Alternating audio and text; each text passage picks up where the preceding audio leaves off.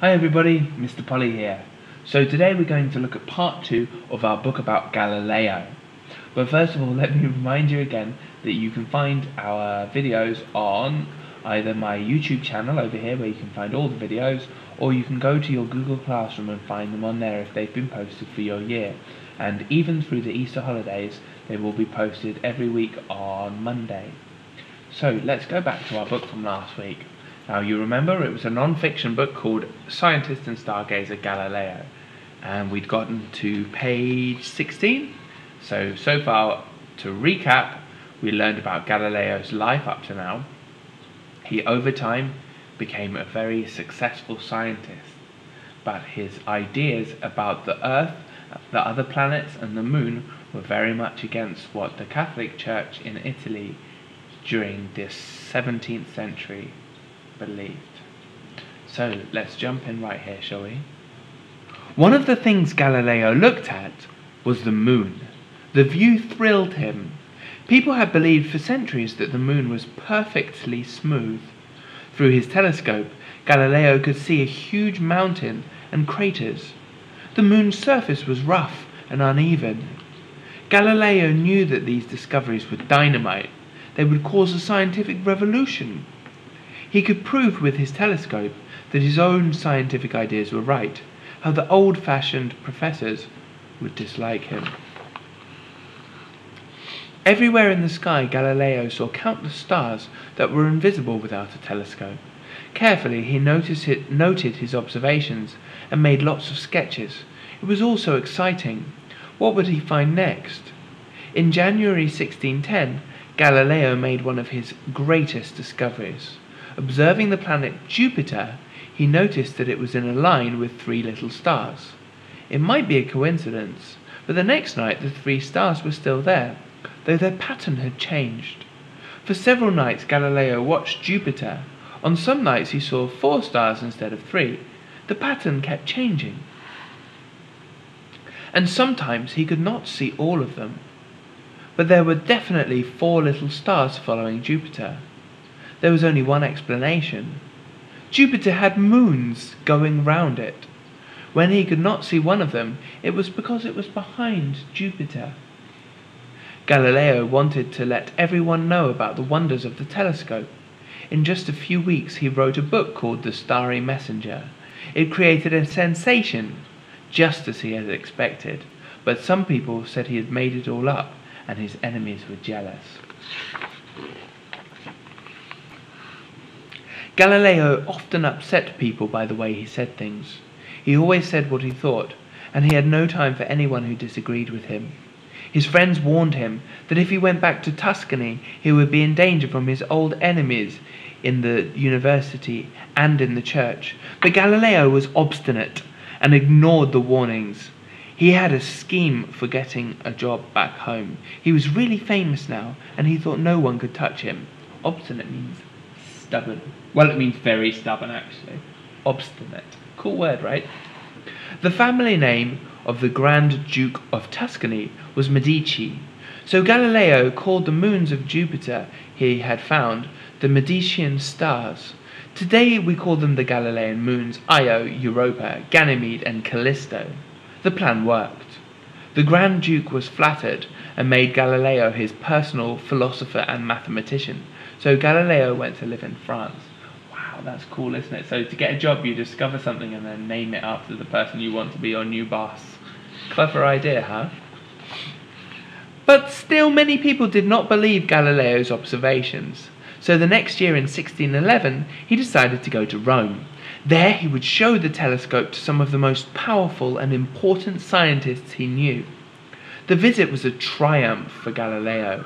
With his outgoing character and skill at lecturing, he captivated audiences with demonstrations of the incredible new instrument.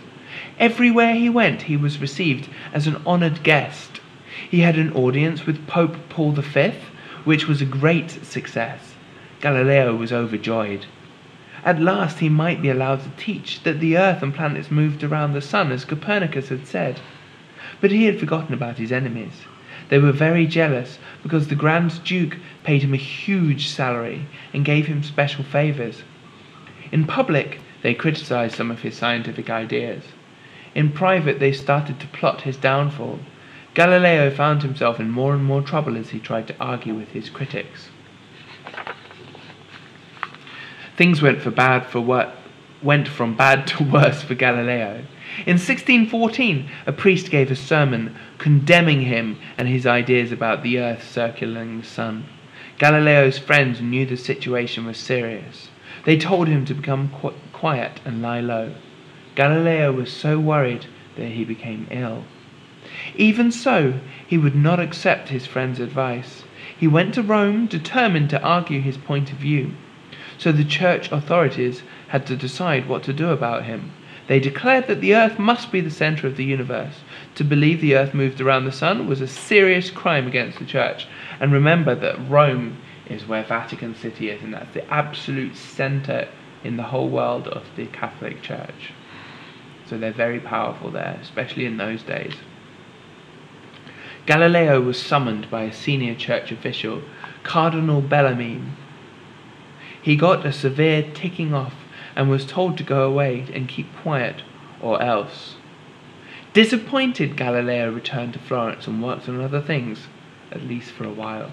So from what we know about Galileo's character, his personality, do we think he's going to go away and keep quiet, or keep talking about his ideas and observations?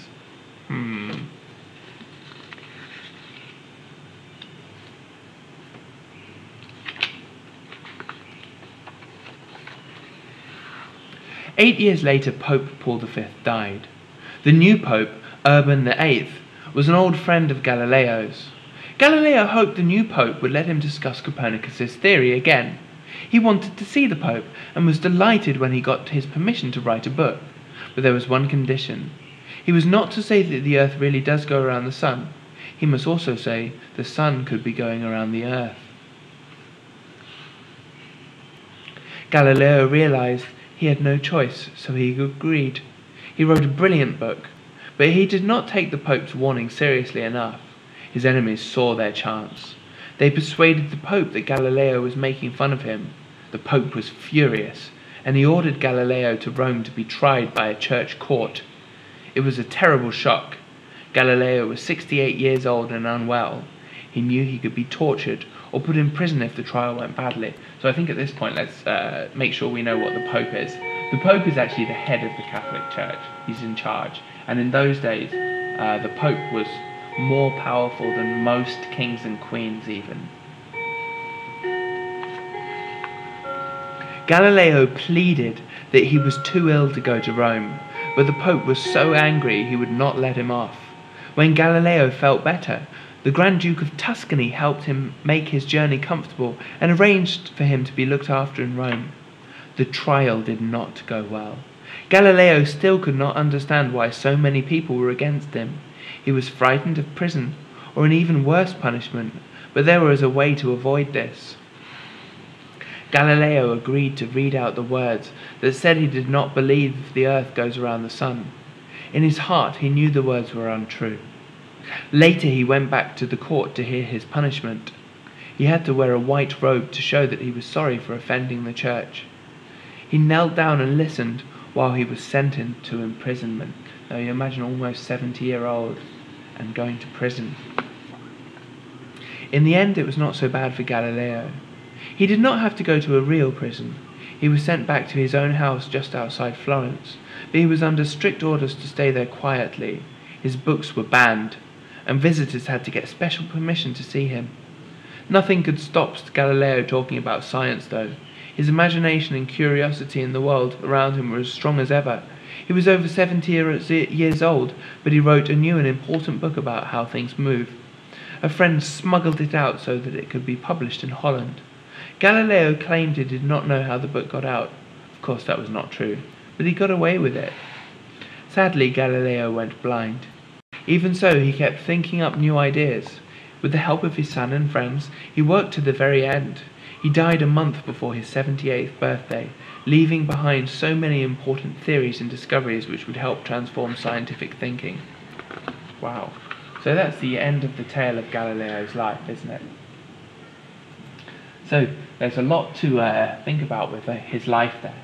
So it's always very sad to think that a man as intelligent and forward-looking as Galileo would be punished there just for making his scientific observations and discoveries. But I think we've come a long way in history since those times, and nowadays I don't think we punish people for publishing facts and information like that. But also I find it very interesting that even though late in his life, when he went blind, he still continued to work hard and produce important things for everybody. There's a couple of very famous artists and scientists who I admire like that, who even when disability took over them, they were still able to continue with their work. Like the artist Matisse, or Galileo, or even Professor Stephen Hawking when he was alive. None of those let their late life disabilities stop them. So anyway, I'd love to hear what you think about the life of Galileo and what we've talked about today, and let me know what you thought of this book as well. Remember, you can post comments on the Google Classroom, but not on the YouTube page, because on YouTube for Kids you can't post comments, and that's to protect you from random strangers on the internet. So please post them on the Google Classroom, and I'll see you next week for another book. Bye everybody.